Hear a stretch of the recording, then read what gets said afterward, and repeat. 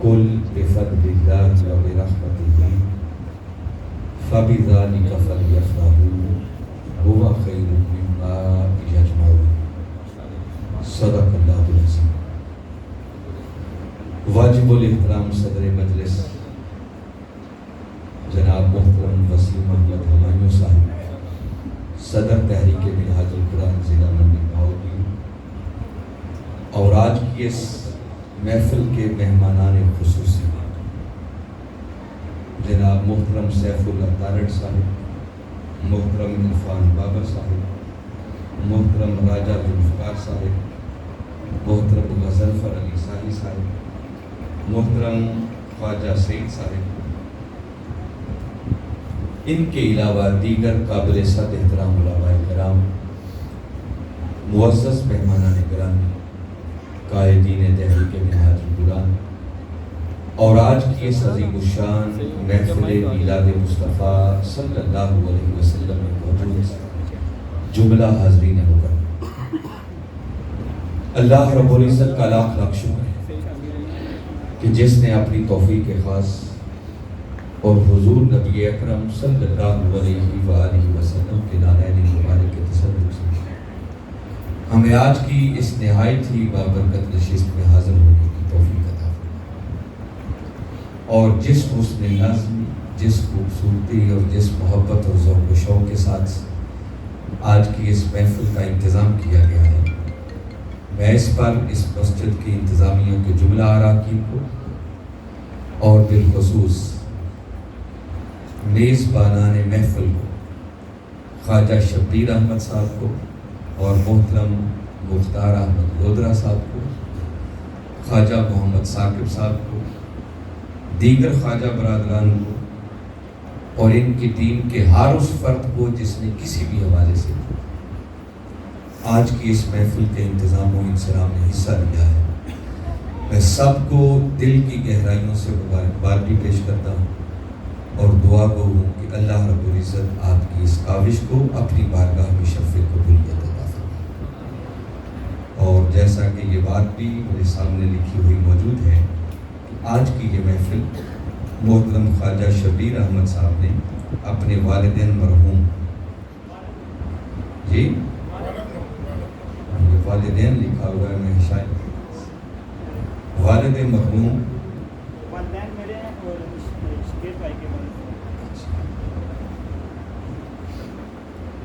خواجہ صاحب ثاقب صاحب کے والدین، اور اس کے علاوہ خواجہ شبیر احمد صاحب کے والد محترم اور خواجہ خاندان کے تمام مرحومین، ان کے ایصال ثواب کے لیے آج کی یہ محفل منعقد ہے۔ میری دعا ہے کہ اللہ رب العزت جملہ مرحومین کی بخشش و مغفرت فرمائے، ان کی قبروں کو تا حد نگاہ وسعت عطا فرمائے، اور ان کو جنت الفردوس میں اونچے مقامات عطا فرمائے۔ راجہ صاحب آپ کے صبر میں بھی جان نہیں ہے،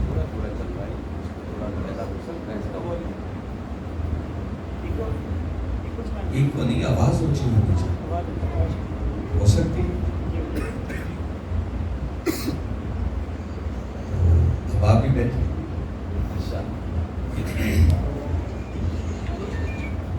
ہماری خوش نصیبی ہے کہ اللہ رب العزت نے ہماری زندگیوں کے اندر ہمیں ایک مرتبہ پھر اپنے محبوب مکرم صلی اللہ علیہ وسلم کی ولادت باسعادت کا یہ عظیم دن عطا فرمایا، اور پھر اگلا کرم یہ بھی کیا کہ ہمیں آج کے دن اپنے محبوب کا میلاد منانے کی بھی توفیق عطا فرمائی۔ اس پر ہم جتنا بھی اس کا شکر ادا کریں میں سمجھتا ہوں کر رہے ہیں۔ ویسے تو میلاد کی رات بھی گزر گئی اور آج میلاد کا دن بھی گزر گیا، اور یقیناً ابھی بھی میں رستے میں آ رہا تھا کئی جگہوں پر میلاد کے جلوس دیکھنے کو، اور آج سارا دن ایک جشن کا سما ہے۔ جن لوگوں نے آج کے دن آقا کی آمد کی خوشی منائی ہے، میں ان کے اطمینان کے لیے کہہ رہا ہوں کہ یہ ہماری خوش نصیبی ہے کہ ہم نے آقا کی آمد کے جشن منائے، خوشیوں کے اظہار کیے۔ معلوم نہیں ہے آئندہ سال یہ لمحے نصیب ہوں یا نہ، تو ان کو غنیمت جانتے ہوئے کوئی بات نہیں اگر 12 ربیع الاول کا دن گزر گیا ہے تو ہمارے لیے تو ہر دن ہی آقا کے میلاد کا دن ہے۔ آقا کا میلاد تو کسی وقت بھی منائے۔ وہ کسی نے کیا خوب کہا ہے کہ جب نہیں ملتی کہیں سے بھی سکون کی دولت، آقا تیری محفل تیرے دیوانے سجا لے۔ میلاد تو یہی ہے۔ آج کی اس نشست میں محترم خواجہ ثاقب صاحب نے جو مجھے حکم دیا ہے اور ان کی خواہش ہے، ان کی خواہش کا احترام کرتے ہوئے، اور میں سمجھتا ہوں ان کی خواہش بڑی مناسب ہے کہ آج دن بھی 12 ربیع الاول کا ہے، اور آپ دیکھتے ہیں کہ جیسے ہی ربیع الاول کے مہینے کا آغاز ہوتا ہے تو گلیاں اور بازار سجنا شروع ہو جاتے ہیں، ہر طرف لائٹنگ ہو جاتی ہے، جھنڈیاں لگ جاتی ہیں، گھر گھر محافل میلاد شروع ہو جاتی ہیں، محافل نعت شروع ہو جاتی ہیں، میلاد پاک کے جلوس نکلتے ہیں، مٹھائیاں بانٹی جاتی ہیں، اور پھر 12 ربیع الاول کا دن وہ تو عاشقوں کے ایمان پر ایک بہار کا دن ہوتا ہے، جشن کا دن ہوتا ہے۔ مگر حاضرین مکرم، جہاں یہ سب کچھ ہوتا ہے اور اہل محبت اور اہل عشق یہ سب کچھ کرتے ہیں، وہاں ساتھ ہی ساتھ آج کی نوجوان نسل کے ذہنوں میں کچھ سوالات بھی پیدا ہو، اور لوگ جاننا چاہتے ہیں کہ ہم آقا کے میلاد پر اتنی خوشی کیوں کرتے ہیں، اس خوشی کرنے کا شرعی جواز کیا ہے، جھنڈیاں کیوں لگائی جاتی ہیں، لائٹنگ کیوں کی جاتی ہے، اتنی کثرت سے محافل میلاد اور محافل نعت کیوں ہوتی ہیں، میلاد کے جلوس کیوں نکالے جاتے ہیں، مٹھائیاں کیوں بانٹی جاتی ہیں۔ الغرض سوچتے سوچتے پھر انسان یہاں تک بھی پہنچتا ہے کہ کیا آقا صلی اللہ علیہ وسلم نے اپنا خود بھی کبھی میلاد کیا تھا؟ کیا صحابہ کرام بھی میلاد بنایا کرتے تھے؟ اور پھر خود ہی وہ اس نتیجے پر پہنچتے ہیں کہ چونکہ اس دور میں میلاد نہیں تھا تو میلاد بنانا پھر بدعت ہے، پھر بدعت سے بڑھ کر وہ ناجائز پر اتر آتے ہیں، کہیں اس کو شاید فعل حرام بھی کہتے ہیں۔ اور ایک سوال جو اور ذہنوں کو بڑا ڈسٹرب کرتا ہے وہ یہ کہ 12 ربیع الاول کا دن اگر آقا کی ولادت باسعادت کا دن ہے تو اسی دن ہمارے آقا کا وصال مبارک بھی ہے۔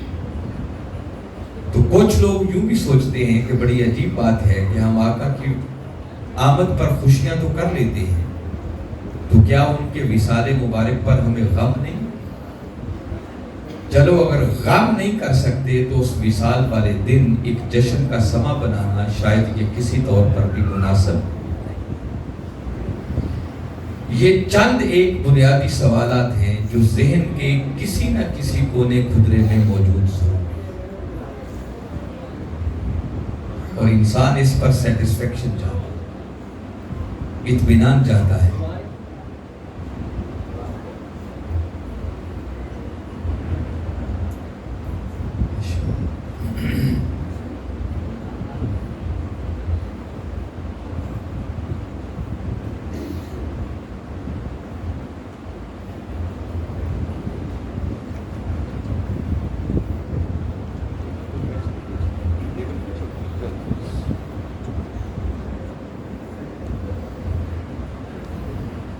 ماشاءاللہ خواجہ صاحب پھر صاحب کو اندر لانے میں کامیاب ہو گئے ہیں۔ آ جائیں بھئی، آ جائیں، آپ بھی اندر آ جائیے، پھر پیچھے سے واپس مڑ گئے ہیں بھئی ہیں۔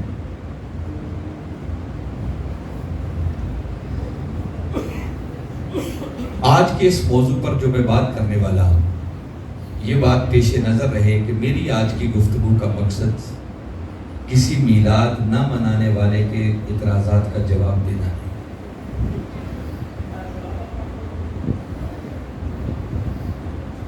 جس کا جو عقیدہ ہے اسے سلام۔ ہمارے قائد نے تو ہمیں ایک ہی بات سکھائی اور پڑھائی ہے کہ بیٹے اپنا عقیدہ چھوڑنا نہیں ہے اور کسی دوسرے کے عقیدے کو چھیڑنا نہیں ہے۔ اگر اس فارمولے پر عمل ہو جائے تو ہر طرف امن ہی امن۔ میں اس موضوع پر جو بات کر رہا ہوں، ایک تو محترم خواجہ صاحب کی خواہش، اور اس کے ساتھ ساتھ میں سمجھتا ہوں اس سے بھی بڑا اس کا سبب یہ بھی ہے کہ چونکہ دن 12 ربیع الاول کا ہے تو ہمارے وہ بچے، ہمارے وہ نوجوان جن کے والدین اور جن کے آباء و اجداد نسل در نسل آقا کا میلاد مناتے چلے آئے، اور آقا کی ذات اقدس کے ساتھ اپنی محبت اور عشق کا اظہار کرتے چلے آ رہے ہیں۔ اگر ہمارے ان بچوں کے ذہنوں کے اندر کوئی شکوک و شبہات کی گرد پیدا ہو جائے تو میرا یہ فرض بنتا ہے کہ کملی والے آقا صلی اللہ علیہ وسلم کی بارگاہ اقدس کا جھاڑو بردار بن کر اس گرد کو صاف کرنے کی نوکری انجام دوں، تاکہ تشکیک سے بالا تر ہو کر ہمارے بچے، ہمارے نوجوان پورے ایمان اور یقین کے ساتھ، شرع صدر کے ساتھ، کلیرٹی کے ساتھ آقا کی آمد پر خوشیاں کرنے کے لیے تیار ہو۔ ویسے بھی میں دیکھ رہا ہوں زیادہ نوجوان بیٹھے ہوئے ہیں آج کی اس محفل میں، تو میں کوشش کروں گا کہ بات اس طرح آپ لوگوں تک پہنچاؤں کہ یہ بات آپ کے ذہنوں میں نقش ہو۔ یہ آپ بد قسمتی کہہ لیں یا خوش قسمتی کہہ لیں، جو جس کا جی چاہے نام دے دے، آج ہماری دین کے نام پر سجنے والی محافل الا ماشاءاللہ جو اچھی ہیں ان کا انکار نہیں۔ اکثر و بیشتر ہماری یہ مجالس اور یہ محافل سوائے تفریح تباہ کے ان کا کوئی مقصد باقی، لوگ وقتی طور پر انجوائے کرنے کے لیے، جیسے ہم نے زندگی میں اپنی تفریح تباہ کے لیے کئی اور اس طرح کی ایکٹیویٹیز بنا رکھی ہیں، بس اسی طرح کا ایک مشغلہ یہ دینی محافل۔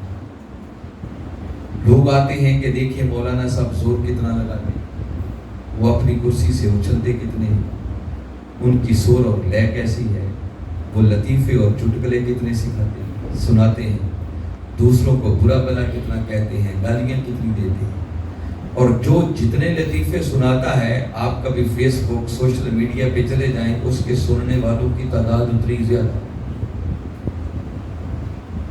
یہ المیہ ہے۔ اور آج خواجہ صاحب بھی انہوں نے باقاعدہ مجھے کچھ کلپس بھیجے اور اپنی خواہش کا اظہار کیا کہ رانا صاحب میں چاہتا ہوں آج بڑا جوشیلا خطاب۔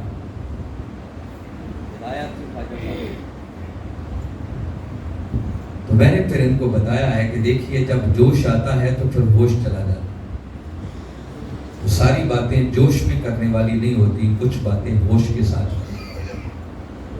اور آج کا سبجیکٹ اس بات کا تقاضا کرتا ہے کہ جوش نہیں بلکہ ہوش کے ساتھ بات۔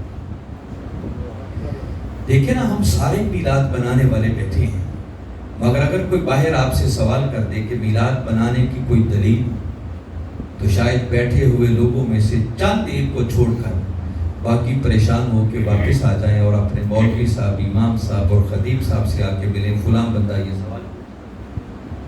تو میلاد منائیں ہم سارے، اور جواب دینے کے لیے صرف ایک امام اور خطیب ہی۔ ہمارا فرض نہیں بنتا کہ ہم بھی کچھ یاد کریں۔ میں چاہتا ہوں کہ آج کی اس نشست میں کم از کم اتنی چیزیں تو آپ کے ذہن نشیں ہو جائیں کہ آج کے بعد اگر آپ کا کوئی دوست، کوئی آپ کا کولیگ اس میلاد کے موضوع پر کوئی سوال کرے تو سوال سن کر پریشان نہ ہو جائیں، بلکہ وہیں کھڑے کھڑے اس کو اتنے دلائل دے دیں کہ آپ کا جواب سن کر پھر وہ میلاد پر اعتراض کرنے والا نہ رہے، بلکہ وہ خود میلاد منانے والا۔ تھوڑا تھوڑا سے یاد بھی کرنا چاہیے، اس کو اپنے ذہنوں میں محفوظ بھی کرنا چاہیے۔ تو میں بڑا آسان کر کے مگر باتیں بڑی پکی آپ کو۔ سب سے پہلا سوال کہ ہم آقا کے میلاد پاک پر خوشی کیوں کریں؟ اس کا جواب بڑا سادہ سا ہے کہ ہم آقا کے میلاد پاک پر خوشی اس لیے کرتے ہیں کہ میلاد پر خوشی کرنے کا حکم خود خدا نے دیا، اور اللہ کے حکم پر عمل کرنا عبادت ہے۔ تو ہم اللہ کا حکم سمجھ کر عبادت جانتے ہوئے آقا کے میلاد پاک پر خوشی۔ جب آپ اتنی بات کریں گے تو کچھ بعید نہیں ہے آپ سے پوچھنے والا اگلا سوال۔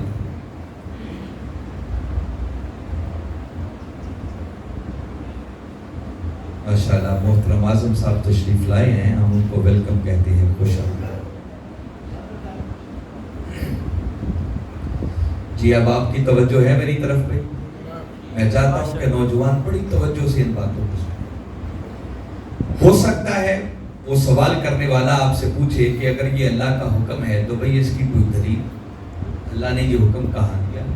تو یہ بات یاد رکھنے گا۔ قرآن پاک کی ایک سورت ہے سورہ یونس، اور اس سورت کا نمبر ہے 10، 10ویں سورت ہے موجودہ ترتیب۔ اور اس سورت کی آیت نمبر ہے 58۔ اللہ رب العزت نے ارشاد فرمایا قل بفضل اللہ وبرحمتہ فبذلک فلیفرحوا ھو خیر مما یجمعون۔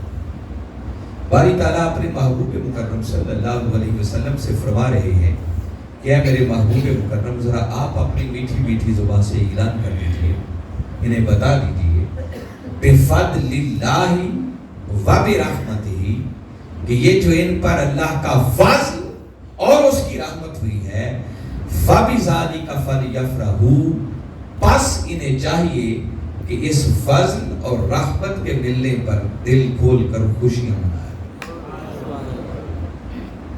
اور آگے فرمایا ھو خیر مما یجمعون، اور ان کا یہ خوشی کرنا ہر اس عمل سے بڑھ کر ہے جو یہ اپنے لیے جمع کریں۔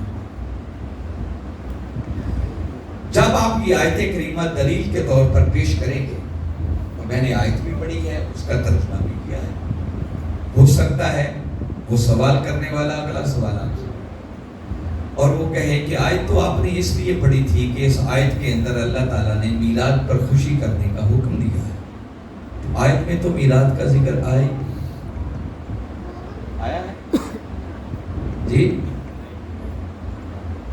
یہ آپ کی چپ بتا رہی ہے کہ آپ نے غور سے سنا ہی نہیں۔ اب میں آپ کی خاطر آیت کا ترجمہ پھر کر رہا ہوں کہ میرا مقصد آپ لوگوں کو بات سمجھانا ہے۔ یہ ایک تربیتی نشست ہے ہماری جس میں ہم بیٹھے، آج اس موضوع پر تو کم از کم کوئی بات سمجھ آنی چاہیے نا، تو غور سے سنیں قرآن کی آیت کیا ہے اور اس کا معنی کیا ہے۔ باری تعالیٰ فرما رہے ہیں قل، اے میرے محبوب ذرا آپ کہہ دیجیے، آپ اعلان کر دیجیے بفضل اللہ وبرحمتہ کہ یہ جو ان پر اللہ کا فضل اور اس کی رحمت ہوئی ہے، فبذلک فلیفرحوا، پس انہیں چاہیے کہ اس پر خوشیاں منائیں۔ تو کیا خیال ہے، میلاد کا ذکر آیا جی؟ نہیں آیا۔ اگلا سوال کر دے گا کہ میلاد کا تو ذکر ہی کوئی نہیں، میلاد کی خوشی کیسے ثابت ہوگی؟ تو پریشان نہیں ہونا، اب یہ بات میں سمجھانا چاہ رہا ہوں۔ انہیں کہیں کہ بجا ہے اس آیت کریمہ کے اندر باری تعالیٰ نے صراحت کے ساتھ اپنے محبوب کے میلاد کا ذکر کوئی نہیں، مگر ایک حکم اس نے ضرور دیا ہے کہ جس شخص کو جب بھی، جہاں بھی، جتنا بھی اور جس حال میں اللہ کا فضل اور اس کی رحمت ملے، اسے چاہیے کہ اس فضل اور رحمت کے ملنے پر خوشی کرے۔ یہ حکم تو ہے نا آیت کریمہ، اس کا کوئی شخص انکار نہیں کر سکتا۔ اب اللہ کے فضل کی بھی کروڑوں شکلیں ہیں اور اس کی رحمت کی بھی کروڑوں شکلیں، یہ کسی ایک شکل میں بند نہیں۔ دیکھیے کوئی بیمار تھا، اسے صحت مل گئی، یہ اس پر اللہ کا فضل بھی ہو گیا، اس کی رحمت بھی ہو گئی۔ کوئی بے اولاد تھا، اللہ نے اولاد کی نعمت عطا کر دی، اس پر اللہ کا فضل بھی ہو گیا، اللہ کی رحمت بھی ہو گئی۔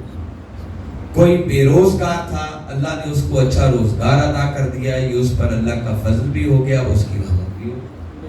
تو فضل اور رحمت کی کروڑوں شکلیں ہو سکتی ہیں، مگر حاضرین مکرم یاد رکھیں اس کائنات کے اندر اللہ کا سب سے بڑا فضل وہ خود ذات محمد مصطفیٰ صلی اللہ علیہ وسلم، اور اللہ کی سب سے بڑی رحمت وہ وجود محمد مصطفیٰ صلی اللہ علیہ وسلم۔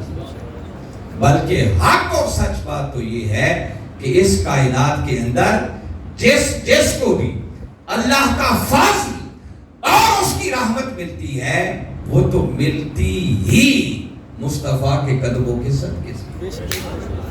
تو بھئی جب عام فضل اور رحمت کے ملنے پر اللہ نے خوشی کرنے کا حکم دے دیا، تو وہ ہستی جو اللہ کا سب سے بڑا فضل بھی ہے، اللہ کی سب سے بڑی رحمت بھی ہے، اور ہر فضل اور رحمت ملتا بھی انہی کے قدموں کے صدقے سے ہے، تو کیا خیال ہے اس ہستی کے ملنے پر خوشیاں نہیں ہونی چاہیے؟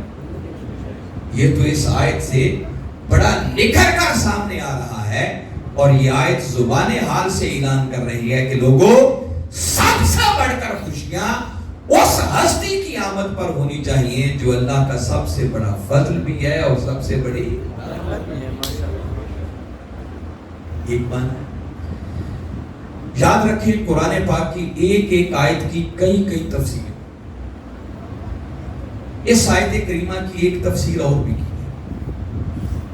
یہ جو آیت میں نے ابھی پڑھی ہے، جس پر میں نے ایک نقطہ آپ کو بیان کیا ہے، اس آیت سے جو پچھلی آیت ہے اس میں اللہ رب العزت نے قرآن کا ذکر کیا اور فرمایا کیا انسانوں، اللہ کی طرف سے تمہارے پاس قرآن کی شکل میں موعظت نصیحت آ۔ تو مفسرین نے لکھا یہ تفسیروں کی قسموں میں سے ایک تفسیر ہوتی ہے کہ ہر دو آیتوں کے درمیان بھی ایک ربط ہو، اس ربط کو ملحوظ خاطر رکھتے ہوئے جو تفسیر کی جاتی ہے اسے کہتے ہیں تفسیر ربط بین الآیات۔ تو مفسرین نے لکھا کہ چونکہ پچھلی آیت میں قرآن کا ذکر ہے، باری تعالیٰ اسی مضمون کو لے کے آگے چل رہے ہیں، اور اس آیت میں باری تعالیٰ نے اپنے اسی قرآن کو اپنا فضل بھی قرار دیا ہے اور اپنی رحمت بھی، اور باری تعالیٰ فرما یہ رہے ہیں کہ محبوب انہیں بتا دو کہ یہ جو قرآن کی شکل میں ان پر اللہ کا فضل اور اس کی رحمت ہوئی ہے، پس انہیں قرآن کے ملنے پر خوشیاں منائیں۔ اب یہ ایک تفسیر ہے، میں بتا رہا ہوں کہ ایک ایک آیت کی کئی کئی تفسیریں ہیں، اور کسی ایک تفسیر کی وجہ سے باقی تفسیریں باطل نہیں ہو جاتی۔ ہر تفسیر کا ایک اپنا درجہ ہوتا ہے، اس کا ایک اپنا مقام ہے، مگر بعض لوگوں نے اسی ایک بات کو بنیاد بنایا اور شور مچانا شروع کر دیا کہ دیکھو اس آیت میں تو فضل اور رحمت سے مراد اللہ کا قرآن ہے، تو یہاں تو قرآن کے ملنے پر خوشی ہے، میلاد کی خوشی کہاں سے؟ میں اس بات کو بھی نظر انداز نہیں کرنا چاہ رہا، اس کو بھی انٹرٹین کرتا ہوں کہ دیکھیے اگر فضل اور رحمت سے مراد اللہ کا قرآن بھی لے لیا جائے تو یہ بات طے ہو گئی کہ باری تعالیٰ نے قرآن کے ملنے پر خوشیاں کرنے کا حکم۔ اور آپ ذرا اپنی یادداشت پر تھوڑا سا زور دیں، جب رمضان المبارک کی 27ویں تاریخ آتی، لیلۃ القدر، اس رات مساجد کے اندر بڑے بڑے پروگرام ہوتے ہیں، اور اگر آپ نے کبھی اشتہارات باہر لگے ہوئے دیکھے ہوں، پوسٹر دیکھے ہوں، آج کل سوشل میڈیا کا دور آ گیا ہے، تو ان اشتہارات کے اوپر لکھا ہوتا ہے جشن نزول قرآن۔ کیا لکھا ہوتا ہے؟ یہ کبھی نظروں سے گزرا؟ ہم قرآن کے ملنے پر جشن مناتے ہیں۔ اگر کوئی پوچھے کہ اس کی بنیاد کیا ہے تو اس جشن منانے کی بنیاد قرآن کی یہی آیت ہے کہ اللہ نے قرآن کو فضل اور رحمت کہا اور اس قرآن کے ملنے پر خوشیاں کرنے کا حکم دیا، اور ہم ایک تقریب کا اہتمام کرتے ہیں جس میں پھر قرآن کی عظمت، قرآن کے فضائل کی بات ہوتی ہے، قرآن پڑھا جاتا ہے، قرآن ختم کیا جاتا ہے چونکہ اس رات، تو پھر بالعموم وہ ایک خوشی کی بنتی۔ اگر یہاں فضل اور رحمت سے قرآن بھی لے لیا جائے تو یہ بات طے ہو گئی کہ اللہ نے قرآن کے ملنے پر خوشیاں کرنے کا حکم۔ اگر حاضرین مکرم، ایک بات بڑی قابل غور ہے کہ جس قرآن کے ملنے پر ہم خوشیاں کرتے ہیں اور اللہ نے خوشی کرنے کا حکم دیا ہے، تو کبھی آپ نے جاننے کی کوشش کی ہے کہ اس قرآن کی اپنی حقیقت کیا ہے؟ قرآن ہے کیا؟ اگر یہ سوال اللہ کی بارگاہ میں رکھیں کہ مولا تو ہی بتا دے کہ قرآن کیا ہے، تو باری تعالیٰ نے اسی قرآن کے اندر 2 مقامات پر اس بات کا جواب دیا اور فرمایا اِنَّهُ لَقَوْلُ رَسُولٍ كَرِيمٍ۔ فرمایا قرآن کے بارے میں جاننے والوں سن لو، یہ قرآن تو میرے مصطفیٰ کی زبان سے نکلی ہوئی ایک بات ہے، یہ تو رسول کریم صلی اللہ علیہ وسلم کا ایک قول ہے۔ ہمارے آقا کی زبان اقدس ہلتی چلی جاتی، قرآن کے وجود کا ظہور ہوتا چلا جاتا۔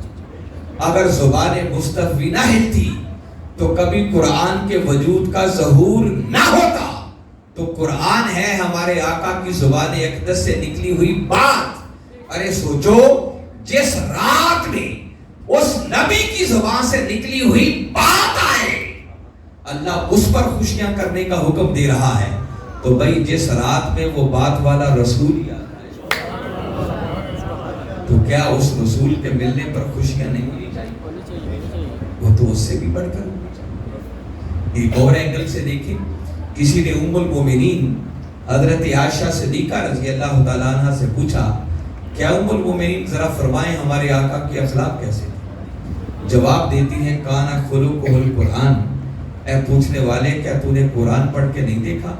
یہ سارے کا سارا قرآن کملی والے آقا کی اداؤں کا نام ہے۔ قرآن آقا کے اخلاق پر مشتمل کتاب ہے۔ تو منڈی بہاؤالدین والوں ذرا سوچو، جس نبی کے اخلاق پر مشتمل اگر کتاب آئے تو خدا اس پر خوشیاں کرنے کا حکم دے، تو جس امت کو وہ اخلاق والا رسول ہی مل جائے۔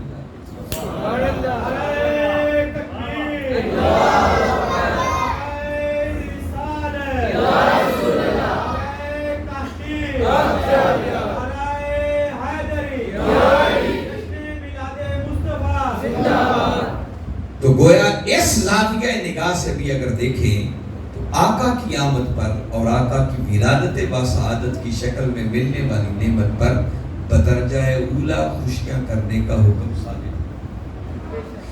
تیسری بات جو اس آیت کریمہ کے ذیل میں کرنا چاہ رہا ہوں وہ یہ کہ مفسرین کے نزدیک یہ ایک طے شدہ اصول ہے، خواہ وہ کسی بھی مکتب فکر کا ہو، کسی کا بھی اس پر اختلاف، سب کا اس بات پر اتفاق ہے، اجماع ہے کہ اگر قرآن پاک کے اندر کسی مقام پر فضل اور رحمت کا ذکر اکٹھا آ جائے تو وہاں فضل اور رحمت کا ارجح ترین معنی، اس کی مناسب ترین تفسیر اور اس سے پہلی مراد وہ خود ذات محمد مصطفیٰ، باقی سب معنی بعد میں دیے جائیں گے، پہلی مراد ہی اس سے کملی والے آقا کی ذات۔ اب اس آیت کریمہ میں فضل کا بھی ذکر ہے، رحمت کا بھی ذکر ہے اور پھر اکٹھا ذکر ہے۔ اب فضل اور رحمت سے مراد اگر آقا کی ذات مبارک لے دی جائے تو اس آیت کا معنی یہ ہے کہ باری تعالیٰ فرما رہے ہیں کل، اے میرے محبوب ذرا اپنی میٹھی میٹھی زبان سے بتا دو، اعلان کر دو کہ یہ جو میری ولادت باسعادت کی شکل میں، میری آمد کی شکل میں، میرے وجود مسعود کی شکل میں ان پر اللہ کا فضل اور اس کی رحمت ہوئی ہے، بس انہیں چاہیے کہ اس نعمت کے ملنے پر دل کھول کر خوشیاں منائیں۔ تو لہذا پہلے سوال کا جواب میں نے آپ کو بتایا کہ ہم آقا کی آمد پر خوشی اس لیے کرتے ہیں کہ آقا کی آمد پر اور آقا کی شکل میں ملنے والی نعمت پر خوشیاں کرنے کا حکم خود خدا نے دیا۔ اتنی بات سمجھ میں آئی ہے؟ اصل میں خواجہ ثاقب صاحب سے کچھ خواجہ برادران قابو نہیں آ رہے۔ خواجہ صاحب یہ تو ایک منٹ بھی نہیں چپ کر کے بیٹھے اور آپ خود آتے جاتے سارے ماحول کو ڈسٹرب کرتے رہے۔ آپ کیا سمجھتے ہیں آپ نے جہاں بٹھا دیا ہے وہ سکون سے بیٹھ جائے؟ کیا تو ان بچوں کو باہر بٹھا کر ایک بچے کی ڈیوٹی لگا دیں کسی بڑے کی کہ ان کو باہر ہی مصروف رکھیں، چھوٹے بچے ہیں اب وہ نہیں چپ کر کے بیٹھیں گے، ان کی مجبوری ہوگی، پھر آپ کو جانا پڑے گا۔ چیک کر کے دیکھیں، چلو ٹھیک ہے ایک ٹرائی کر دیتے ہیں۔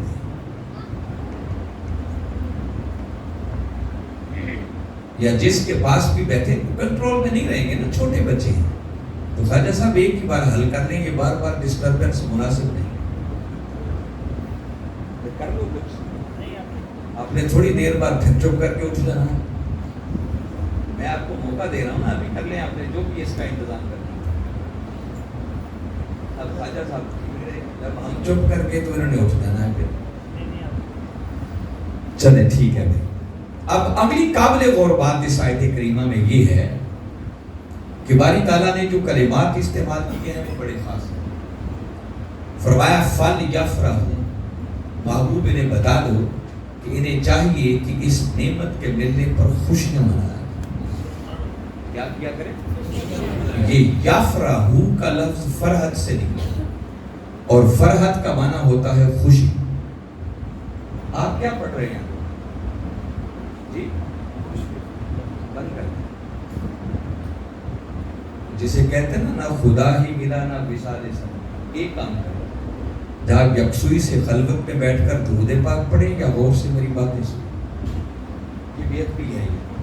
حضور شیخ الاسلام نے کئی مرتبہ، شاید ہمارے لوگوں کو یاد ہو، جب کسی ایسی مجلس میں بیٹھے جس میں علم کی بات ہو، قرآن کی بات ہو، حدیث کی بات ہو، تو اس وقت قرآن کو سننا فرائض میں شامل ہے۔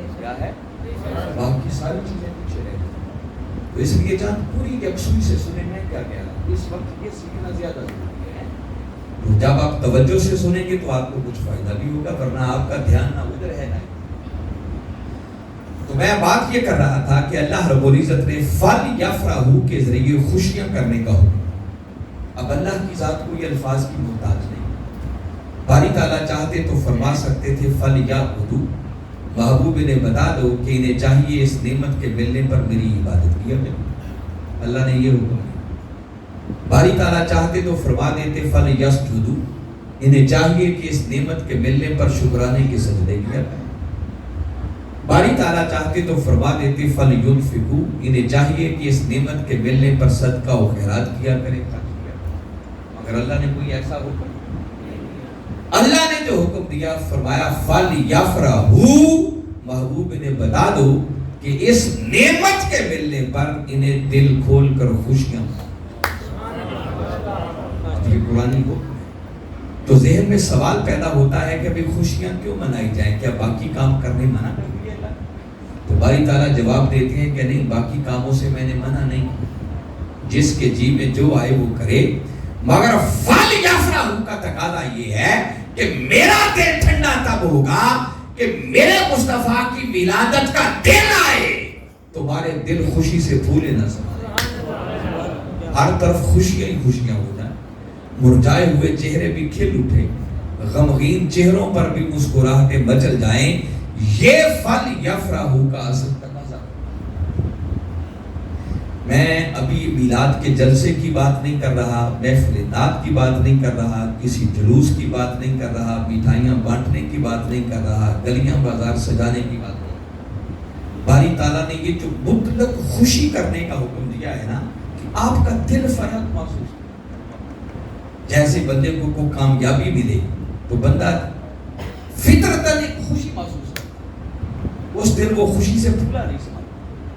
یہ جو قلبی خوشی محسوس کرنا ہے، یاد رکھیں آقا کی ولادت باسعادت کے دن یوں خوشی محسوس کرنا یہ کوئی مستحب عمل نہیں ہے، یہ کوئی خالی سنت ہی نہیں ہے، بلکہ اس آیت کریمہ کو سامنے رکھتے ہوئے میں بتا رہا ہوں کہ یفرحوا کا حکم دینے سے پہلے باری تعالیٰ نے اس آیت میں 11 تاکیدات وارد. کتنی تاکیدیں ہیں؟ اللہ ایک بار بھی کہہ دے تو اس کی بات کا انکار نہیں ہو سکتا، اور اگر وہ ایک حکم 11 تاکیدیں لگا کر دے تو انکار کی کوئی گنجائش بچے گی.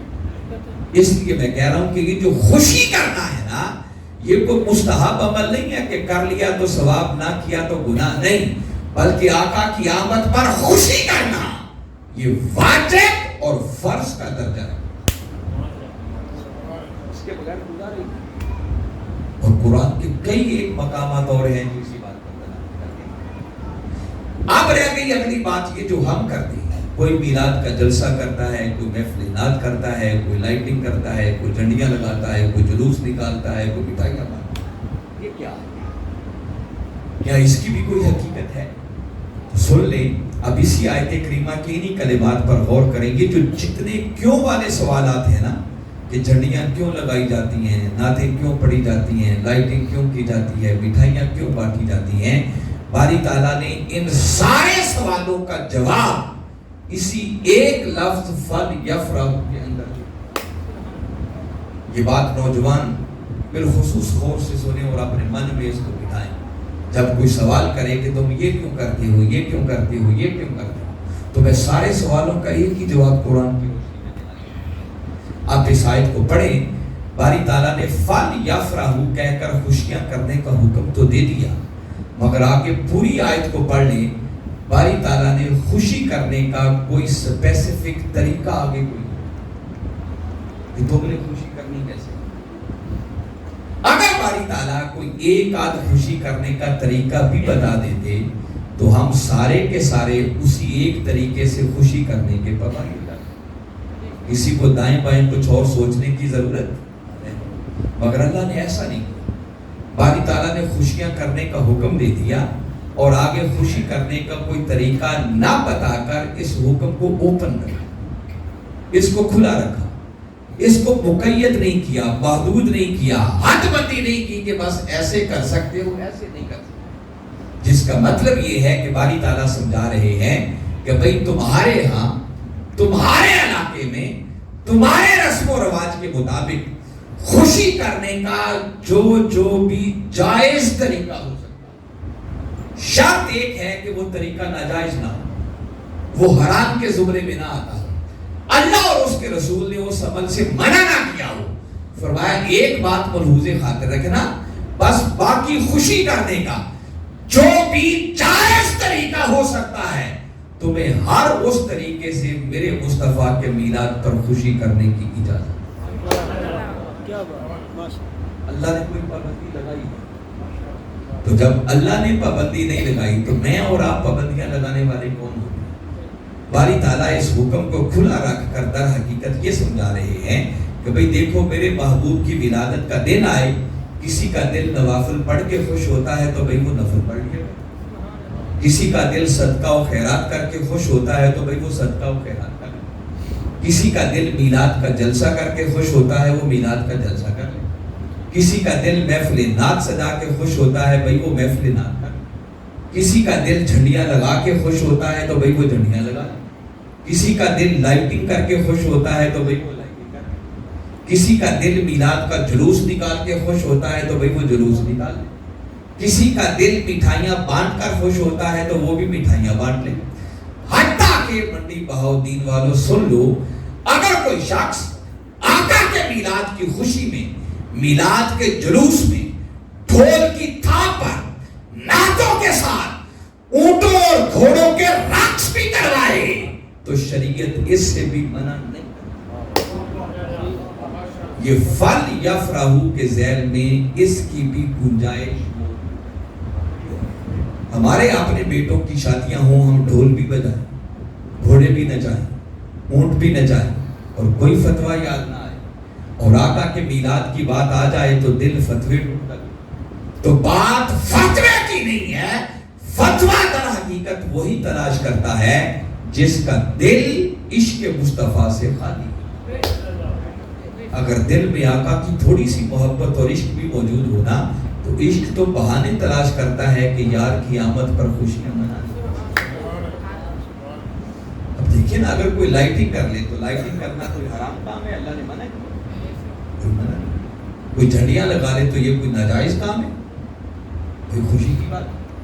کوئی میلاد کا جلوس نکال لے تو کہاں لکھا ہے قرآن حدیث میں کہ جلوس نکالنا ناجائز؟ آپ احتجاج کے لیے نکلے تو جلوس بنا لیں، سب کچھ جائز، اور آقا کے میلاد کا جلوس نکل آئے تو ناجائز کیسے؟ اللہ نے کوئی منع نہیں کیا؟ مٹھائیاں بانٹنا، لنگر بانٹنا، کھانا تقسیم کرنا کوئی ناجائز کام؟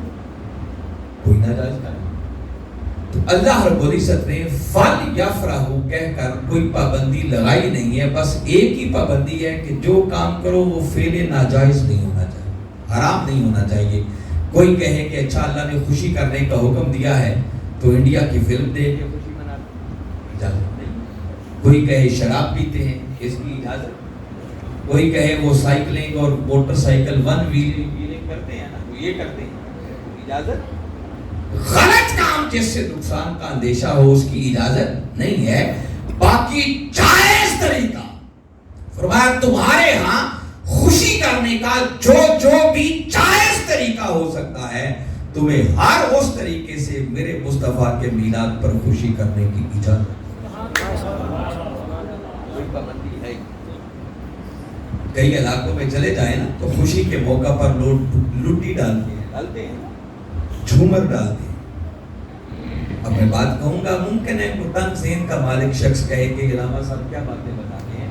میں بالکل قرآن اور حدیث کی روح سے بتا رہا ہوں جو گنجائش موجود ہے۔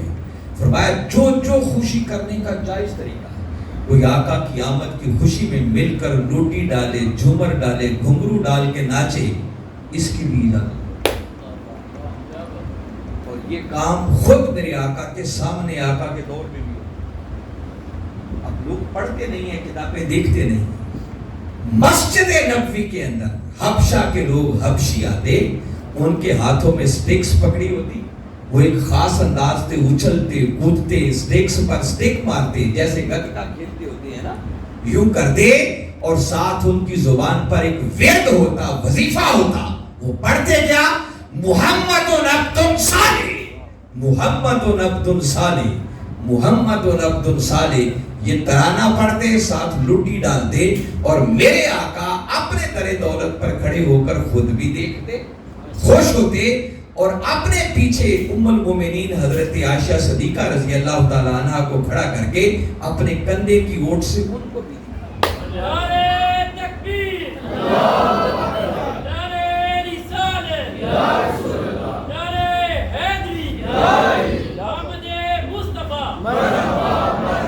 رات مینار پاکستان عالمی میلاد مصطفیٰ کانفرنس تھی. آپ کے منڈی کے بہت سارے لوگ موجود تھے جو آج جلسے میں موجود ہیں، چشم دید گواہ ہے. اور وہاں پر ایک سبز جبہ پہن کر میرپور کے علاقے سے الیاس ملنگی صاحب، انہوں نے گھنگرو بھی باندھے ہوئے، اور وہ جیسے ہی نعتیں پڑھی جاتی تو نعتوں پر وہ ساری رات عشاء کے بعد سے لے کر فجر کی اذانوں تک وہ ایک مستی کے عالم میں ساری رات بس دمال ہی ڈالتا رہا.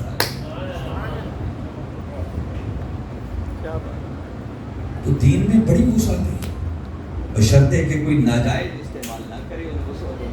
تو جائز حد کے اندر رہتے رہتے ان سارے کاموں کی گنجائش ہے، بس ناجائز اور غلط کام اس کی. تاہم ان چند باتوں کے بعد اب میں یہی دو تین جو اہم باتیں ہیں ان پر ایک ایک خوبصورت مثال دے کے آپ کے لیے اور آسان کرتا ہوں. مثلا ہم جھنڈیاں لگاتے ہیں، لائٹنگ کرتے ہیں، جلوس نکالتے ہیں. کوئی پوچھے کہ اس کی حقیقت کیا ہے، اس کی کوئی دلیل ہے، تو میں صرف ایک ایک خوبصورت بات آپ کو بتاتا ہوں. ہم تو دیکھیں چھوٹی چھوٹی کاغذ کی جھنڈیاں لگاتے ہیں، کوئی پلاسٹک کی نکل آئی ہیں وہ لگا لیتے ہوں گے، کوئی کپڑے کے جھنڈے بنا کے لگا لیتے ہیں. ہم نے جھنڈیاں کیا لگانی ہیں؟ جھنڈے تو وہ تھے جو آقا کے میلاد کی رات خود خدا نے لگوائے. حدیث کی کتابیں بڑی پڑھی ہیں. میرے آقا صلی اللہ رب العزت نے کملی والے آقا کی ولادت با سعادت کی رات جبریل امین علیہ السلام کو بلوا کر 3 جھنڈے لگائے. فرمایا جبریل لے جاؤ، ایک مشرق میں لگاؤ، دوسرا مغرب میں لگاؤ، اور تیسرا بیت اللہ کی چھت پر لگاؤ جہاں میرے مصطفیٰ کی ولادت ہونے والی. ذرا سوچیں وہ جھنڈے جو خدا نے لگوائے ہوں گے، جبریل نے لگائے ہوں گے، وہ کتنے کتنے بڑے. ہم تو یہ چھوٹے چھوٹے بلب لگا کر لائٹنگ کرتے ہیں نا. ہم نے لائٹنگ کیا کرنا؟ لائٹنگ تو وہ تھی جو کملی والے آقا کے میلاد کی رات خود خدا نے کروا دی. ہمارے آقا صلی اللہ علیہ وسلم کے دادا جان حضرت عبد المطلب رضی اللہ تعالیٰ وہ بیان کرتے ہیں کہ جس رات میرے پوتے کی ولادت ہوئی تو کہتے ہیں میں اللہ کے گھر خانہ کعبہ میں تھا. رات کا پچھلا پہر تھا، خانہ کعبہ کا طواف کر رہا تھا کہ طواف کرتے کرتے اچانک میری نظر کعبے پر جو پڑی تو کہتے ہیں ایک منظر تو میں نے یہ دیکھا کہ اس وقت کعبہ خود میرے گھر کی طرف جھک رہا. گویا کعبے نے بھی جھک کر سجدہ کر کے سلامی دے کے آقا کا استقبال. پھر کہتے ہیں اچانک میری نظر آسمان کی طرف جو اٹھی تو کہتے ہیں اس وقت آسمان کے ستارے اتنے نیچے آ گئے تھے، قریب آ گئے تھے کہ یوں لگتا تھا کہیں ہمارے اوپر گر نہ پڑے. یہ تو بچہ بات نہیں کر رہا، کون کر رہے ہیں؟ حضرت عبد المطلب رضی اللہ تعالیٰ عنہ، جن سے زیادہ سمجھدار اور زیرے انسان کوئی نہیں، اپنے خاندان کے سردار.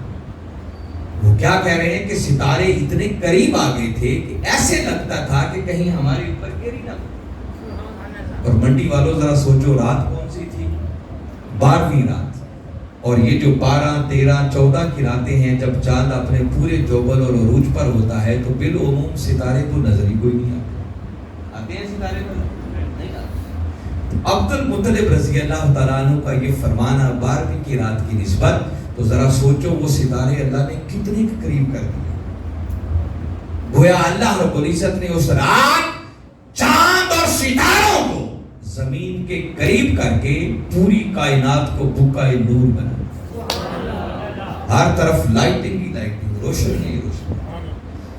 ہمارے آقا صلی اللہ علیہ وسلم کی والدہ ماجدہ سیدہ آمنہ رضی اللہ تعالیٰ عنہ بیان کرتی ہیں کہ جس لمحے میرے لخت جگر کی ولادت ہوئی تو فرماتی ہیں مجھ سے ایک ایسا نور خارج ہوا کہ جس کی وجہ سے کائنات کی ہر شے اس قدر چمک اٹھی کہ فرماتی ہیں میں نے اپنے بند کمرے میں بیٹھ کر شام کے محلات کو بھی دیکھا۔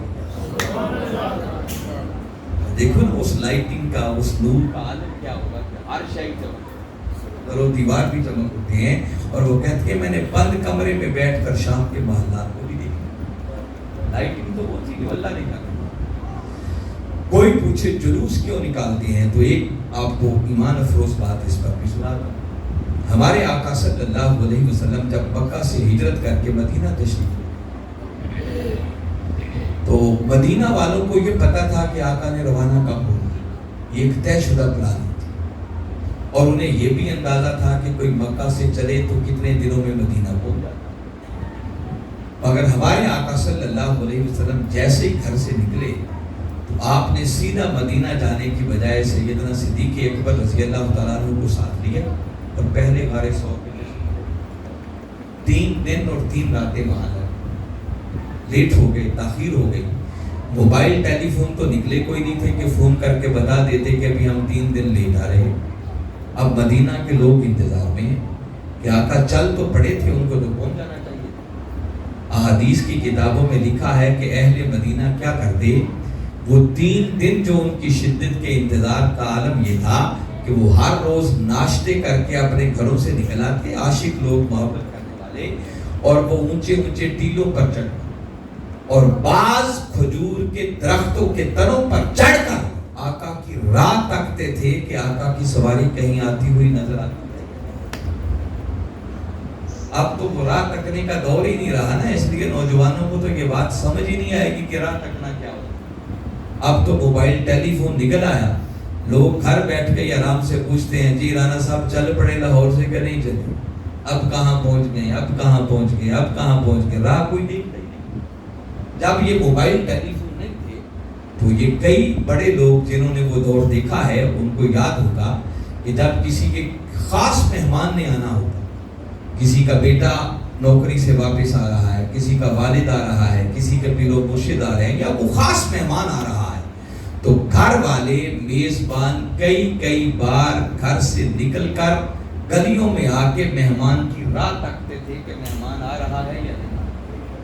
ایسا ہوتا تھا یا نہیں ہوتا؟ تو ذرا چشم تصور میں لائیں ان مدینہ والوں کے انتظار کا عالم کیا ہوگا جن کے مہمان خود محمد مصطفیٰ بن رہے ہیں۔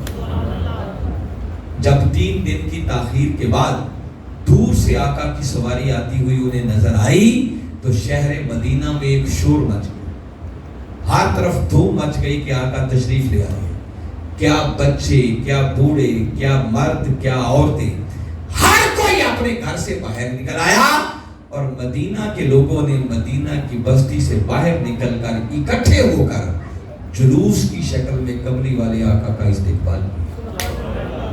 مدینہ کی بچیوں نے گھروں کی چھتوں پر چڑھ کر دف بجا بجا کر نعتیں پڑھ کے کملی والے آقا کا استقبال کیا۔ یہ جو آپ اکثر پڑھتے ہیں طلع البدر علینا، یہ وہ نعت تھی جو آقا کی آمد کے وقت مدینہ کی بچیوں نے پڑھی تھی۔ جب آقا شہر مدینہ میں تشریف لے آئے تو اب کوئی عرض کرتا ہے کہ آقا میرے گھر تشریف لے آئے، کوئی درخواست پیش کر رہا ہے کہ آقا یہ سعادت مجھے بخش دی، کوئی عرض کر رہا ہے آقا میرے مہمان بن جائے، مگر ہمارے آقا فرمانے لگے بھی نہیں، میری یہ اونٹنی اللہ کے حکم پر معمول ہے، یہ خود بخود جس خوش نصیب کے دروازے کے سامنے بیٹھے گی میں محمد اسی کا مہمان بن جاؤں۔ ذرا سوچے نا، جب آقا نے یہ فرمایا ہوگا کہ بھئی میں خود فیصلہ نہیں کر رہا ہوں، یہ اونٹنی جس خوش نصیب کے دروازے کے سامنے بیٹھے میں اسی کا مہمان بن جاؤں، تو سوچیں شہر مدینہ کی گلیاں اور 14 صدیاں پرانا مدینہ، جتنی کل مسجد نبوی ہے نا اس وقت، وہ پورا شہر مدینہ اس کے اندر آ جاتا، اتنا شہر مدینہ تھا، کچے مکان ہوں گے، تنگ گلیاں ہوں گے۔ ذرا اپنے ذہنوں میں ایک منظر بنائیں، جب آقا نے یہ فرمایا ہوگا تو آگے آقا کی سواری ہوگی، تو کیا پیچھے صحابہ کرام کا جلوس ہوگا یا نہیں ہوگا؟ مدینہ والے سارے پیچھے جا رہے ہیں، اور وہ چپ کر کے نہیں جا رہے تھے. پھر حدیث کی کتابوں کو پڑھیں, وہ اہل مدینہ مدینہ کی گلیوں میں نعرے لگاتے ہوئے آقا کو لے کر مدینہ کی گلیوں سے گزرتے جا رہے تھے. اور ان اہل مدینہ کا نعرہ یہ تھا, یا محمد یا رسول اللہ, یا محمد یا رسول اللہ, یا محمد یا رسول اللہ. یہ نعرے لگاتے ہوئے وہ آقا کو لے کر مدینہ کی گلیوں میں. جلوس بھی ہے, جلوس بھی آقا کی آمد کا ہے, اور آقا خود بھی اس جلوس میں موجود ہے. اور منڈی والوں, اتفاق کی بات یہ ہے کہ جس دن ہمارے آقا مدینہ میں پہنچے وہ دن بھی پیر کا دن تھا, جو آقا کی ولادت باسعادت ہے. کوئی اس کو آقا کی آمد کا جلوس کہہ لے, کوئی آقا کی ولادت کا جلوس کہہ لے, تو کسی بات کا بھی انکار نہیں. تو میں نے بتایا کہ ان میں سے کوئی چیز بھی نہیں. پھر یہ جو ذہنوں میں سوال پیدا ہوتا ہے کہ بھئی یہ میلاد بدعت ہے, ناجائز ہے. کیوں ناجائز ہے؟ آقا کے دور میں.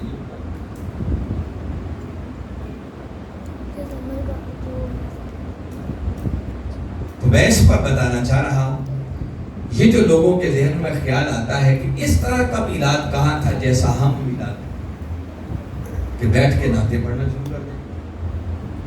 رہ گئی یہ بات قبلی والے آقا نے خود اپنا میلاد بنایا یا نہیں.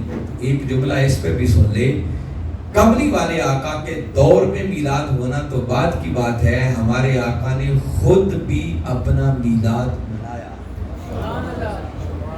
بس وہ خوشی کرنے کا طریقہ اپنا اپنا تھا. میں پہلے بتا چکا ہوں کہ اللہ نے کسی طریقے پر کوئی پابندی.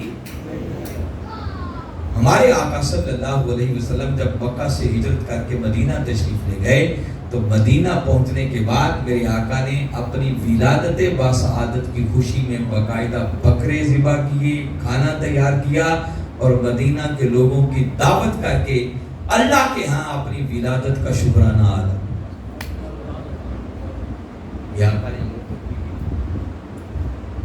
اب رہ گئی اگلی بات کہ یہ جو ہم مل کے نعتیں پڑھنا شروع کر دیتے ہیں, ایسی نعتیں کہا تھی, اور پھر لوگ ایک پوری گردان گننا شروع کر دیتے ہیں کہ کیا ابو بکر نے کبھی میلاد بنایا, کیا عمر فاروق نے کبھی میلاد کیا, کیا عثمان ولی نے کبھی میلاد کیا, اور پتہ نہیں گنتے گنتے کہاں تک. تو میں ان ساری باتوں کا ایک ہی جواب دیتا ہوں. ابھی میں شروع میں بتا چکا ہوں کہ میلاد کے لیے 12 ربیع الاول کا دن ہونا کوئی ضروری. یہ دیکھیے سارا سال ہی میلاد چلتا رہتا ہے یا نہیں. یہ مہینہ تو کثرت سے میلاد ہوگا, اگلا مہینہ بھی چلتا رہے گا, پھر سارا سال ہی جب جی چاہتا ہے ہم میلاد کر لیتے ہیں. تو میلاد میں ہم کیا کرتے ہیں؟ بیٹھ کے نعتیں پڑھتے ہیں. تو کیا یہ کام آقا کے دور میں نہیں تھا؟ اس پر ایک ایمان افروز مثال دیتا ہوں جس کو پھر دنیا کا کوئی شخص جھٹلا نہیں سکتا. آپ کو سمجھ میں آنے والی بات بتانا, باقاعدہ کتابیں بھری ہوئی ہیں پھر کہ صحابہ کرام کا اجتماع, ہمارے آقا خود بھی جلوہ افروز, اور باقاعدہ ممبر لگتا, اور ممبر لگنے کے باوجود ہمارے آقا نیچے جلوہ افروز. جب سارا اہتمام ہو جاتا تو میرے آقا حضرت حسان بن ثابت کو حکم دیتے کہ حسان آؤ, میرے ممبر پر چڑھ جاؤ, اور ممبر پر چڑھ کر ذرا مجھے میری نعت. یہ ایسی ویلڈ بات ہے کہ میں بتا رہا ہوں, کوئی شخص اس کا انکار. آقا ان کو ممبر پر چڑھا دیتے, اور ممبر پر چڑھا کر میرے آقا اللہ کی بارگاہ میں ایک دعا کرتے, اور دعا یہ کرتے کہ مولا حسان جب تک ممبر پر کھڑا ہو کر میری نعت پڑھ رہا ہے تو جبریل امین کو ان کے پشت پناہی کے لیے ان کے پیچھے کھڑا کر, ان کی مدد کے لیے آقا دعا فرماتے. پھر قربان جائیں حضرت حسان کے مقدر پر, وہ ممبر پر چڑھ جاتے, آقا سامنے جلوہ افروز ہوتے, وہ آقا کے بکھڑے کو تک بھی رہے ہوتے, اور آقا ہی کو تک تک کر آقا کے مخاطب ہو کر نعت کیا پڑھتے, عرض کرتے وَأَحْسَنُ مِنْكَ لَمْ تَرَ قَطُّ عَيْنٌ, کہ آقا آپ جیسا حسین آج تک میری آنکھ نے دیکھا ہی نہیں. وَأَجْمَلُ مِنْكَ لَمْ تَلِدِ النِّسَاءُ, اور آقا آپ جیسا جمیل آج تک کسی ماں نے جنا ہی نہیں. خلقت مبرأ من کل عیب, اور اللہ نے ہر لفظ سے آپ کو اس طرح پاک پیدا فرمایا ہے کانک قد خلقت کما تشاء، کہ لگتا ہے کہ اللہ نے آپ کو آپ سے پوچھ پوچھ کر بنایا کہ محبوب تجھے کیسا بنا۔ یہ وہ نعت ہے جو آقا کے سامنے پڑھی۔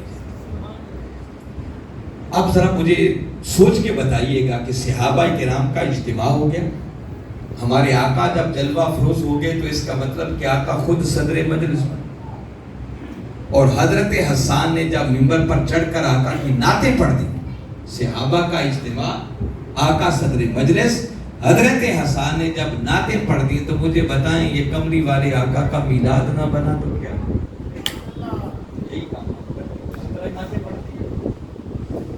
پھر کہنا کہ کیا ابو بکر نے کبھی کیا؟ تو مجھے ذرا سوچ کے پھر بتائیے کہ وہ محفل، وہ نشست جس کے صدر مجلس خود آقا ہوتے ہیں اور جس میں نعتیں حضرت حسان بن ثابت پڑھتے ہوں گے، دل کیا کہتا ہے کہ کیا اس میں صدیق اکبر موجود ہوتے ہوں گے یا نہیں ہوتے؟ اس میں عمر فاروق ہوتے ہوں گے یا نہیں ہوتے؟ اس میں عثمان و علی ہوتے ہوں گے یا نہیں ہوتے؟ یہ تو وہ لوگ تھے جو ایک لمحے کے لیے بھی آقا کی جدائی کا معنی نہیں کرتے۔ رات کی چند گھڑیاں جو اپنے گھر میں جاتے تو سیدنا صدیق اکبر رضی اللہ تعالیٰ عنہ کے ہجر اور فراق میں عالم یہ ہوتا کہ آپ کا دل اس طرح محسوس ہوتا، سمیل آتی کہ جیسے کوئلوں پر گوشت کو بھونا جاتا۔ وہ چند گھڑیاں بھی ہجر کی برداشت نہیں۔ تو کیسے ہو سکتا ہے کہ آقا صدر مجلس بنے بیٹھے ہوں، حضرت حسان نعتیں پڑھ رہے ہوں اور ابو بکر و عمر وہاں موجود ہی نہ؟ تو یقیناً وہ سارے بھی ہوتے ہوں گے۔ تو جب سارے ہوتے ہوں گے تو جیسے آج کا میلاد کا جلسہ تو کیا کسی ایک ساتھی نے، خواجہ شبیر احمد صاحب، مگر جتنے اس جلسے میں آ گئے سمجھو ان سب نے میلاد بنا دیا۔ جب وہ سارے ہی اس محفل نعت میں آ گئے تو اس کا مطلب وہ آقا کے میلاد میں شریک تو سارے ہی ہو گئے۔ اس کا مطلب یہ کوئی بھی نیا کام، یہ سب کام ہمارے آقا کے دور میں۔ مختصراً بس تھوڑی سی روشنی ڈال کر میں آخری ایک سوال پر بھی آپ کو چاہتا ہوں کہ سیٹسفائی کروں۔ یہ سوال جو ذہنوں کو ڈسٹرب کرتا ہے کہ 12 ربیع الاول کا دن اگر ہمارے آقا کی ولادت باسعادت کا دن ہے تو اسی دن ہمارے آقا کا وصال مبارک بھی ہو،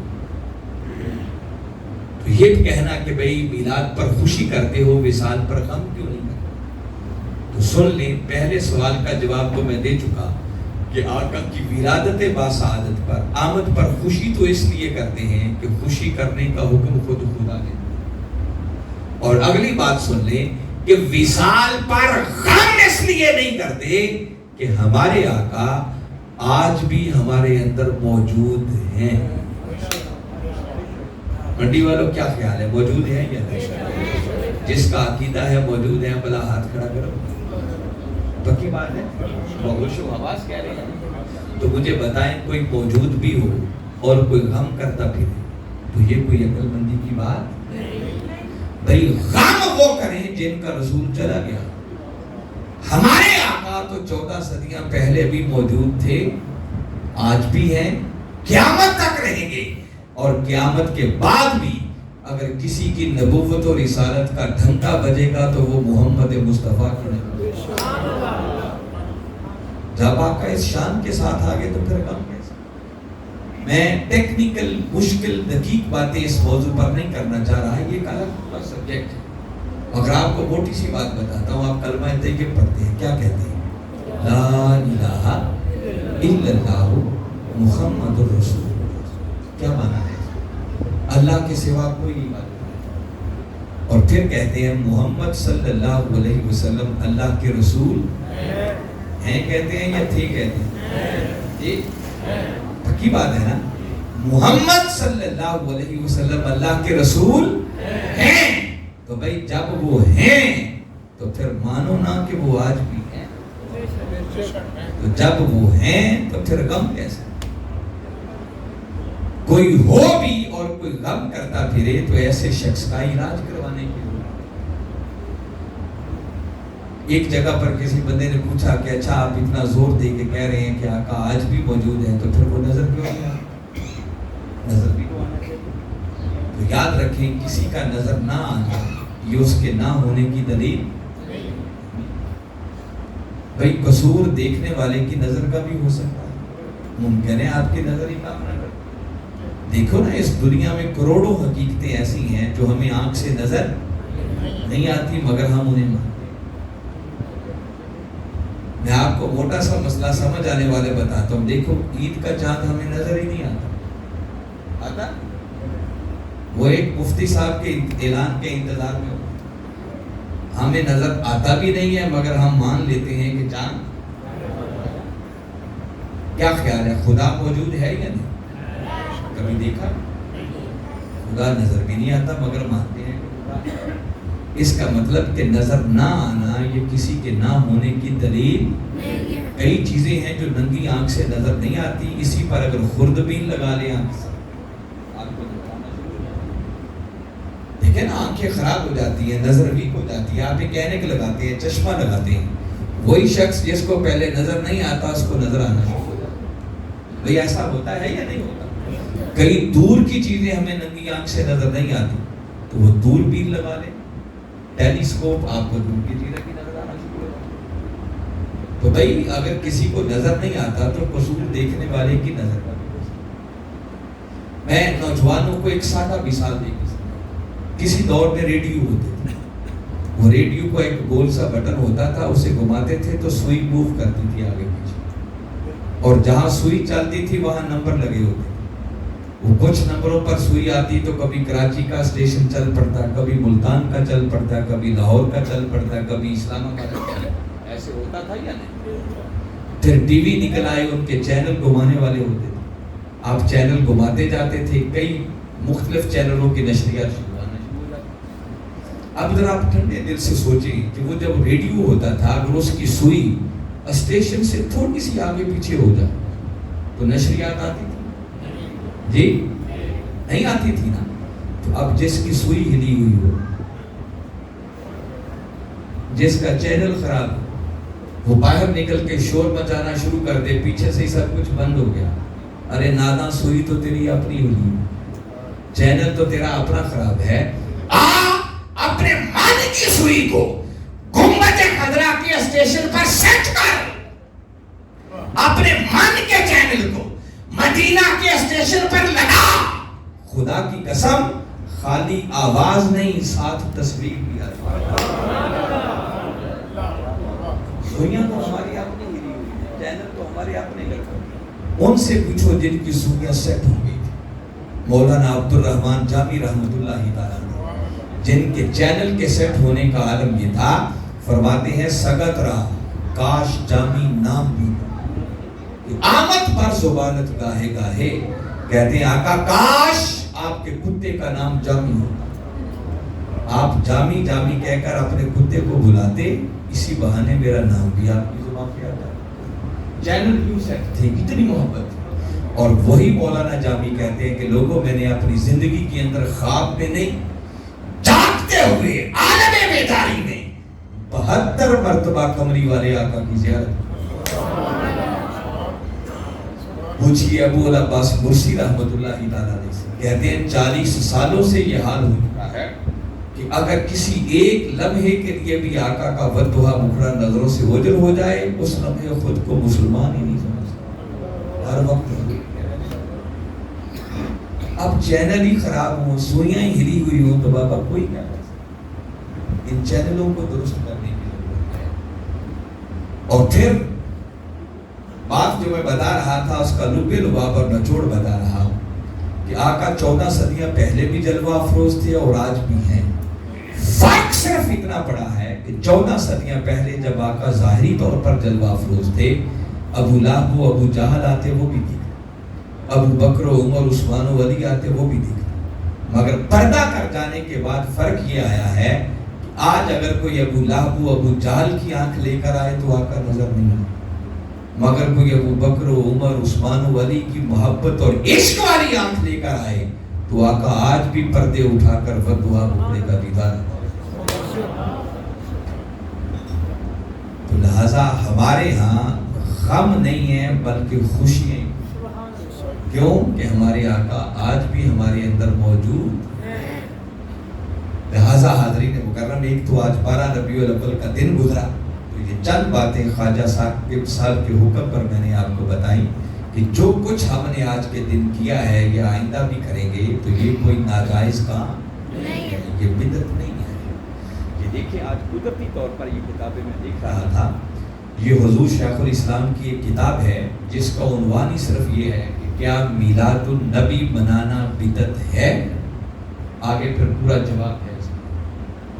اسی طرح حضور شیخ الاسلام کی ایک بڑی کتاب ہے جس کتاب کا نام ہے میلاد النبی صلی اللہ علیہ وسلم، وہ کم و بیش 1000 صفحات پر آپ کے ذہن میں اٹھنے والے ہر سوال کا جواب قرآن اور حدیث کی روشنی میں بڑا کافی اور شافی اس کتاب کے اندر آ۔ میں نے تو سمجھو دیکھ میں سے صرف چند چاول آتے، آپ کو مجھے امید ہے کہ بہت ساری غلط فہمیاں دور ہو گئی ہوں گی، کلیئرٹی ہوئی ہوگی، شرح صدر ہوا ہوگا کہ ہم جو کچھ کرتے ہیں یہ بدعت اور ناجائز نہیں بلکہ ہیں اللہ اور اس کے رسول کے احکامات کے مطابق۔ مگر اگلی بات یہ بتانا چاہ رہا ہوں میلاد بنانے والوں، میلاد یہ نہیں ہے کہ سال کے بعد ربیع الاول کا مہینہ آیا، اپنا گھر بار سجایا، میلاد کا ایک جلسہ کیا، جلوس نکالا اور چھٹی، ربیع الاول ختم ہوا تو رسول اپنے گھر، ہم اپنے۔ پورا میلاد منانے کا حق تب ادا ہوتا ہے کہ آقا کی آمد کے جشن بھی کریں، خوشیاں بھی بنائیں، مگر آقا کی آمد کے نتیجے میں جو آقا کی سیرت طیبہ میں جو آقا دین اسلام لے کر آئے، جو آقا نے ہمیں زندگی گزارنے کا رنگ ڈھنگ سکھایا، آقا کی ولادت ہوئی اسی لیے ہے کہ ہم انسانوں کو زندگی گزارنے کا کوئی رنگ ڈھنگ میسر آئے۔ اگر ہم نے وہی نہ سیکھا، آقا کی سیرت طیبہ پر عمل نہ کیا، دین اسلام کو سمجھ کر اس پر عمل کرنے والے نہ بنے اور خالی سال کے بعد ربیع الاول کے مدینے میں بس دھوم مچا دی کہ آقا تشریف لے آئے، آقا کی ولادت بسعادت اس مہینے میں ہوئی تھی اور بس دھوم مچا کے جلسے کر کے بات ختم کر دی، تو یہ میلاد ادھورا ہے۔ میلاد پورا تب ہوگا کہ آقا کی آمد کے جشن بھی کریں اور آقا کے لائے ہوئے دین پر عمل کر کے پھر اپنی دنیا کو بھی سنواریں اور اپنی آخرت کو بھی سنواریں۔ ہمارا حال یہ ہے، اب میں کمی بتاتا ہوں کیا ہے، کہ ہم ساری رات جلسے کرتے ہیں، نعتیں پڑھتے ہیں اور صبح اٹھ کر فجر کی نماز میں کسی اور کے ساتھ نہیں، اپنے ساتھ۔ میں آپ سے دیانتدارانہ سوال پوچھتا ہوں، مجھے بتائیں کہ جس شخص نے ساری رات نعتیں پڑھی اور صبح اٹھ کر اس نے فجر کی نماز بھی قضا کر دی، تو کیا اللہ فرشتوں کو یہ کہے گا کہ چھوڑو یار، اس نے ساری رات میرے مصطفیٰ کی نعتیں پڑھی ہیں، اس سے نماز کا کیا کچھ؟ اللہ چھوڑ دے؟ کوئی معافی نہیں ملے گی، حساب دینا پڑے گا۔ اللہ نے مال دیا ہے، زکوٰۃ ہم کو ہی نہ دے، رمضان آ جائے روزے ہم نہ رکھیں، توفیق ہو حج کے لیے ہم نہ جائیں، والدین کی بے ادبی ہم کریں، پڑوسیوں کو تنگ ہم کریں، لوگوں کے حقوق ہم غصب کریں، لڑائیاں جھگڑے دنگا فساد ہم کریں، ہر غلط کام کریں اور سال کے بعد میلاد کا ایک جلسہ کر کے کہیں کہ بس بیڑا ہی پار، یہ کسی نے غلط بنا۔ میں ایک ذمہ دار ہونے کے ناطے یہ بات بتا رہا ہوں کہ خالی میلاد سے بیڑا پار یہ غلط فہمی ہے، اس غلط فہمی سے باہر نکلو۔ میلاد بنانے کا اجر اور ثواب اپنی جگہ پر ہے، الگ بات کہ یہ ایسا عمل ہے کہ دنیا کی کوئی نیکی اس کا مقابلہ نہیں کر سکتی، مگر اس کا ہرگز یہ معنی نہیں ہے کہ بس سال کے بعد میلاد کا جلسہ کیا تو اب آپ کو سند مل گئی کہ سارا سال جو چاہیں غلط کام کرتے۔ کامیابی تب ملے گی کہ آقا کی آمد کی خوشیاں بھی کریں اور آقا کی آمد کے نتیجے میں جو آقا کی سیرت طیبہ ملی ہے، کم از کم اس سیرت کے رنگ میں خود کو رنگ کر ہم میں سے ہر شخص کو اتنا تو سمجھ جانا چاہیے کہ جو دیکھے بے ساختہ اس کی زبان سے نکلے کہ جس نبی کے غلام اتنے اچھے ہیں وہ نبی خود کتنی شانور ہے۔ آج برے کام ہم کرتے ہیں، حرف آقا کی ناموس پر، لوگ گالیاں اسلام کو دیتے ہیں۔ اس میلاد بنانے کا کیا فائدہ کہ آقا کی ولادت باسعادت کے نتیجے میں جو ہمیں دین ملا ہے وہ دین ہم اپنے 6 فٹ کے جسم پر بھی نافذ کرنے کے لیے تیار ہیں۔ میں چاہتا ہوں کہ آج 12 ربیع الاول کا دن ہے کم از کم ہم اتنا تو عزم کریں کہ جہاں آقا کی آمد کی خوشیاں کریں گے ساتھ کم از کم 5 وقت کی نماز کو اپنا معمول بنائیں گے. اللہ نے مال دیا ہے تو اس کی زکوٰۃ بھی دیں. رمضان آئے گا تو پھر روزے بھی رکھیں. اللہ نے توفیق دی ہے تو حج بھی کریں گے. والدین کا ادب کریں گے. میاں بیوی کے بچوں کے حقوق ادا کریں گے. پڑوسیوں کے حقوق ادا کریں گے. اور آقا جن کو اللہ رب العزت نے سارے جہانوں کے لیے سراپا رحمت بنا کر بھیجا تھا, اور زیادہ نہیں تو کم از کم رحمت نہیں بن سکتے تو باعث امان تو بن رہے. ہماری ذات سے کسی کو نقصان تو نہیں, کوئی تبدیلی تو آنی چاہیے نا. زندگی بیتتی چلی جا رہی ہے, پتہ نہیں کب آنکھیں بند ہوئی, ہمارے سنورنے کا وقت کب آئے گا, وہ مرحلہ کب آئے گا جب برائی کی طرف اٹھتے ہوئے قدم رک جائیں گے اور نیکی کی طرف بڑھنا شروع. یہ خوش قسمتی ہے کہ آج 12 ربیع الاول کی رات آقا کے میلاد کا ذکر سننے کے لیے ہم جمع ہیں. تو اللہ کی بارگاہ میں یہ دعا بھی کریں اور پختہ عزم بھی کریں کہ مولا تیرے محبوب کی آمد کی خوشیاں بھی کریں گے اور ان کی سیرت طیبہ کے رنگ میں خود کو رنگ کر اپنی دنیا بھی بہتر کریں گے اور اپنی آخرت. یہ سبق ہے جو اس دور میں منہاج القرآن, یہ سبق ہے جو ڈاکٹر طاہر القادری پوری دنیا کو دے رہا. میں نے تو اس تھوڑے سے وقت کے اندر چند باتیں آپ کو سنائی ہیں, اور مجھے آپ نے کیا سنا, کبھی سننا ہو تو اس وقت کے مجدد کو سننا, اور اب تو انہیں سننا کوئی مشکل نہیں. ہر شخص کے ہاتھ میں موبائل ٹیلی فون ہے. آپ لغو اور بیہودہ چیزیں دیکھ کر بھی تو وقت ضائع کرتے ہیں نا. ابھی آپ گھر جا کے جب لیٹنے لگے تو یوٹیوب پہ چلے جائیں, صرف لکھنا ڈاکٹر طاہر القادری.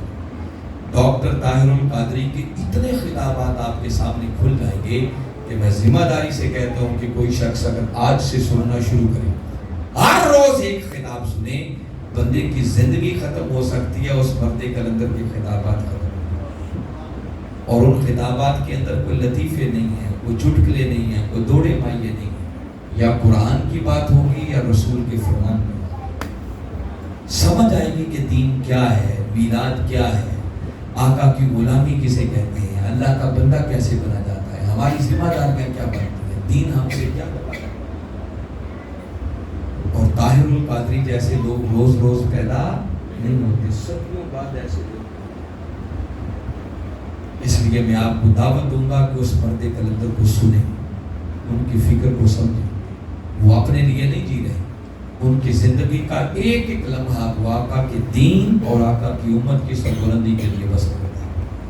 اور الحمدللہ ثم الحمدللہ رات انہوں نے خوشخبری سنائی کہ اللہ رب العزت نے یہ توفیق بخشی اور قرآن پاک کی تفسیر 16 جلدوں کے اندر الحمدللہ انہوں نے مکمل کر دیا.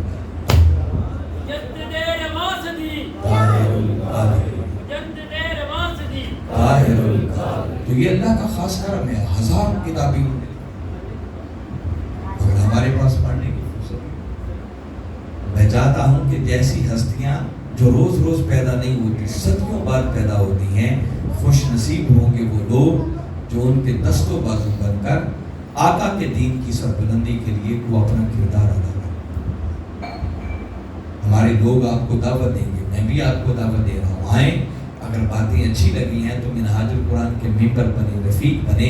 منہاج القرآن اور کچھ نہیں چاہتا, منہاج القرآن صرف آقا کے دین کی سربلندی چاہتا, آقا کی امت کی سربلندی چاہتا. ڈاکٹر طاہر القادری کی خواہش یہ ہے کہ اس امت کی نوجوان نسل ان کا آقا کے قدموں سے ٹوٹا ہوا تعلق پھر سے بحال, ہر سینے کے اندر عشق رسول کی شمع روشن ہو جائے. یہ منہاج القرآن کا اس مقصد کے لیے آپ ان کو پڑھیں, ان کو سنیں, اور کسی کے پاس جانے کی ضرورت نہیں. بس موبائل ٹیلی فون پر کسی سرچ انجن پہ جا کے طاہر القادری لکھیں, پوری انفارمیشن آپ کو. کبھی فرصت ملے لاہور آنا ہو تو کبھی منہاج القرآن کو وزٹ کریں. منہاج القرآن ایک الگ دنیا ہے. کئی لوگ سوچتے ہوں گے شاید وہ بھی کوئی چھوٹا سا مدرسہ ہوگا جہاں بچے قرآن حفظ کرتے ہوں گے, ذرا بھیا ذرا کو پڑھتے ہوں گے. نہیں, آپ آئیں گے, دیکھیں گے, آپ کی آنکھیں کھل جائیں گی. اچھا منہاج القرآن یہ بھی کر رہا ہے. منہاج القرآن کے اندر جہاں دینی تعلیم پڑھائی جاتی ہے وہاں کم و بیش 35 سبجیکٹس کے اندر master, M Phil, P H D کی کلاس. ہماری منہاج یونیورسٹی کے اندر 15,000 سے زائد طلبہ و طالبات پڑھ رہے ہیں. وہ کوئی مدرسہ نہیں ہے. گرلز کالج پھر الگ ہے، بوائز کالج الگ ہے، آغوش الگ ہے، تحفیظ القرآن الگ ہے. پورے پاکستان کے اندر کو 650 کے لگ بھگ ہمارے اسکول کالج الگ بنے. دارالہوم اسکول کا سلسلہ الگ ہے، منہاج گرامر اسکول الگ بنے. پوری دنیا کے 100 سے زیادہ ملکوں کے اندر پورا تنظیمی نیٹ ورک عظیم الشان اسلامک سینٹرز اور پوری دنیا کے اندر آقا کے دین کی خدمت کا کام. اور انشاءاللہ یاد رکھیں اور میرے یہ جملے ہمیشہ ذہنوں میں بٹھائیں، وہ وقت بہت جلد آنے والا ہے جب اس دھرتی پر اس مرد کلندر کی قیادت میں مستفوی انقلاب کا سویرا طلوع ہوگا. دنیا کی کوئی طاقت اس انقلاب کو نہیں روک سکتی. انشاءاللہ آقا کے دین کا جھنڈا پھر سربلند، آقا کی امت کو پھر سربلندی ملے گی اور خوش نصیب ہوں گے وہ لوگ جو اپنا کردار ادا کرنے کے لیے اس مرد کلندر کے دستوباز ہیں. اس مقصد کے لیے ہمارے منہاج القرآن کے لوگ یقیناً آپ سے رابطہ کریں گے، آپ تک پیغام پہنچائیں گے. آپ ان کی دعوت کو سنیں اور منہاج القرآن کے ممبر اور رفیق بن کر اپنی دنیا بھی سنواریں. میں بارے دیگر خواجہ شبیر احمد صاحب کو، خواجہ محمد ثاقب صاحب کو، جملہ خواجہ برادران کو، محترم مختار احمد لودھرا صاحب کو مبارکباد پیش کرتا ہوں کہ جنہوں نے آج کی یہ حسین محفل سجائی.